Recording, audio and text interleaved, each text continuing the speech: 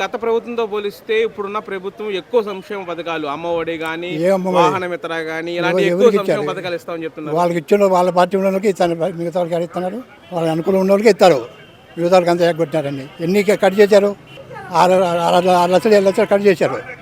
ఇచ్చిన వాళ్ళు అవన్నీ వస్తుంది దొంగ మాటలండి. ఇప్పుడు ఎంతమంది పిల్లలుంటే అంతమంది పిల్లలకి 15,000 రూపాయల చొప్పున ఇస్తానని చెప్పి మాట తప్పిన నాయకుడు జగన్మోహన్ రెడ్డి. ఇటువంటి సంక్షేమ కార్యక్రమాలు మా ప్రియతమ నాయకుడు చంద్రబాబు నాయుడు గారు ఎన్నో పథకాలు పెట్టాడు, ఎన్నో ఇచ్చాడు జనానికి. బడికెళ్ళే స్కూల్ పిల్లలు నడిచి వెళ్తుంటే చూడలేక సైకిళ్ళు ఇచ్చాడు, కాలేజీలో కాలం చూపిచ్చాడు, డ్వాక్రా వాళ్ళకి రుణమాఫీ చేశాడు, ముసలాళ్ళకి 2,000 రూపాయలు చేశాడు.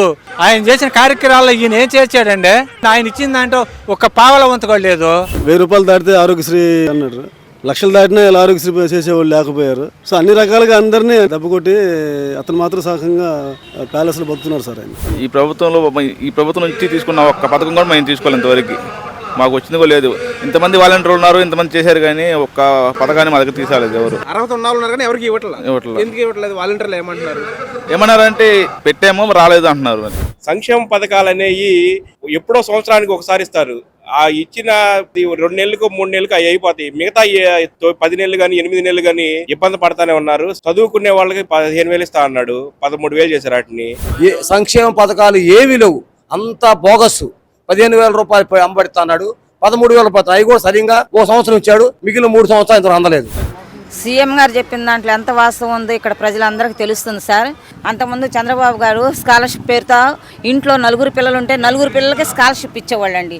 ఇక్కడ జరుగుతున్న పెద్ద ఫ్రాడ్ ఏంటంటే ఇంట్లో 3 పిల్లలు ఉంటే ఒక్కళ్ళకే అమ్మఒడి అంటున్నారు. బాబు గారు అలా చేయలేదండి. ఇంట్లో ఎంతమంది పిల్లలు ఉంటే అంతమంది పిల్లలకి స్కాలర్షిప్ ఇచ్చారు. 1 మ్యాన్ షో లాగా, 1 మ్యాన్ ఆర్మీ లాగా అంతా జగన్ రెడ్డి గారే బటన్ నొక్కుతున్నారు అంటున్నారు. అందులో 60%కే వస్తున్నాయి బ్యాంకుల్లో, 40%కి లేదు. అదేమంటే మళ్ళీ సచివాలయాలకు వెళ్ళి మళ్ళీ పెట్టుకోండి అంటున్నారు. వీళ్ళు పెట్టుకున్నా అక్కడ వచ్చేది లేదు సార్.